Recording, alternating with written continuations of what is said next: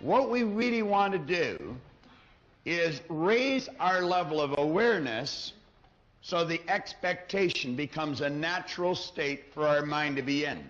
And we've already mentioned that expectation is a mindset. It's a mental state. And you're going to find that that state comes to you with an increase of awareness. Now, in talking about the law of vibration, we're starting off here saying the law of vibration explains the difference between mind and matter, between the physical state and the non-physical state of everything in the universe, which includes you. So we're talking about the non-physical, and here we're talking about the physical. Now, this non-physical part of our personality is where the mental magic starts to take place. We call these our creative tools. They're mentioned in an earlier lesson under the heading of intellectual factors. And it's the intellectual factors that we want to develop. And in developing them, what we do is raise our level of consciousness. Now you come back here, we say under the law of vibration, we find that everything vibrates, nothing rests. Everything is in a constant state of motion. There is no such thing as inertia. From the mental to the grossest form of matter, all is in vibration. This lectern is made of, I suppose we would call it lucite. However, it appears to be solid, but it's really not. If you look under a microscope, you'll see particles of energy moving. And of course, that would be the same with every physical form that you might look at under a microscope.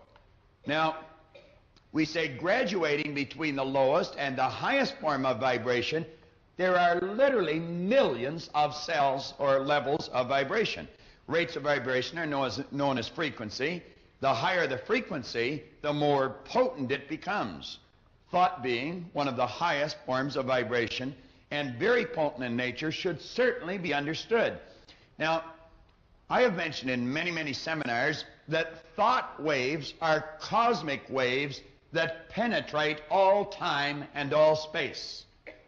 It's not an accident if you happen to be wandering down the Champs-Élysées in Paris or maybe Oxford Street in London, England, and a loved one may be sitting in Colorado Springs, and they're really concentrating. Something has happened at home, and they really want you to phone home. All of a sudden, you get a feeling you should phone home. Now, what did we say feeling was? Vibration. Their thought waves are in resonance or in harmonious vibration on the same frequency as certain cells in your brain. And as that thought wave of theirs strikes your brain cells, it sets up a vibration in you. You call that a feeling. You've got a feeling you should phone home. And you phone and they'll say, oh, thank goodness you phoned. We've been wanting to talk to you. Do you think that's an accident?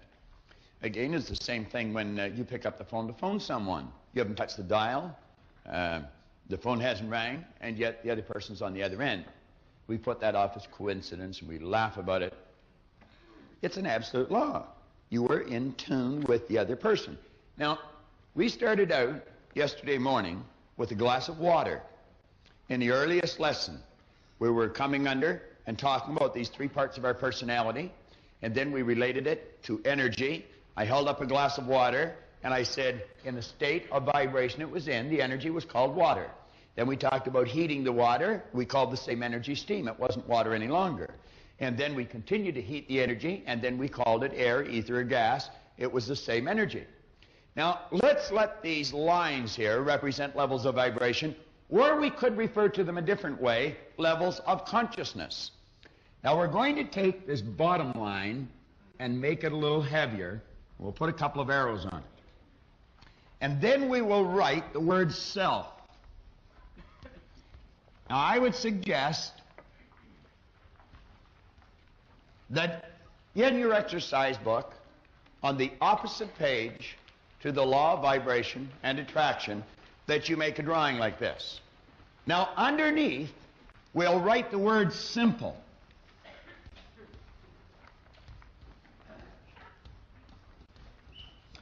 Now, everything below this line is going to be referred to as a simple conscious state.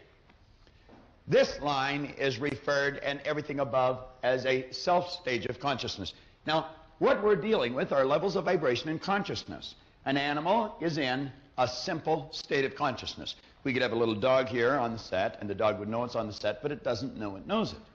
A dog operates, as you and I do, with sensory factors, and they are to help the person communicate with their outside world, but they're not operating with any intellectual factors. They operate with instinct, which is perfect.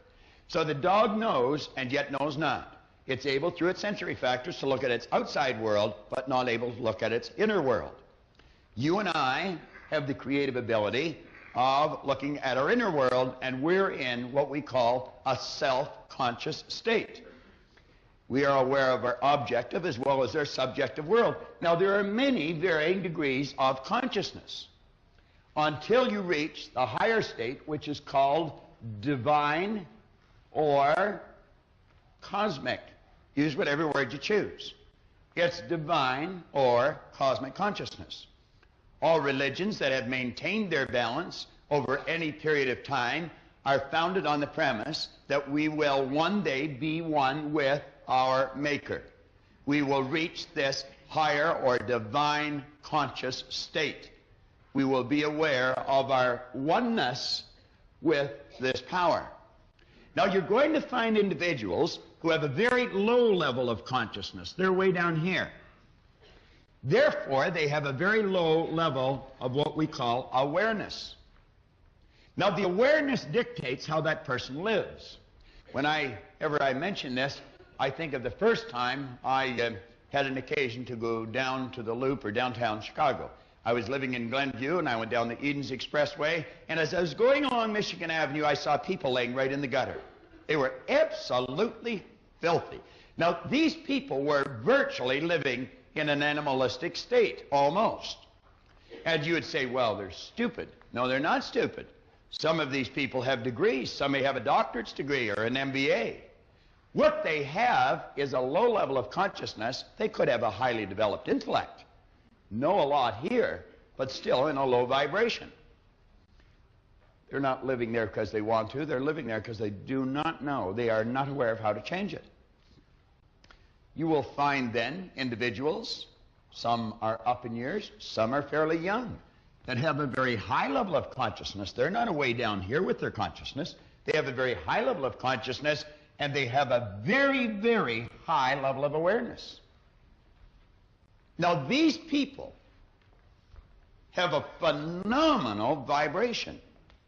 Their energy, you feel so good around them. There's something about them that you're attracted to. You're not quite sure what it is. You see, you couldn't articulate on it because it's vibration. You very rarely see these people upset. You very rarely see them excited or depressed. They have learned how to maintain a magnificent balance. Everything they do, they seem to do very, very well. They're very creative. They know how to get results. They know how to stay on track and not let the suggestions that are coming from their outside world knock them off track. Now, you and I live somewhere between here, and yet know not where. Now, let's suppose a person is on this level of consciousness. The only thing that person could attract is what's on that level or on that frequency.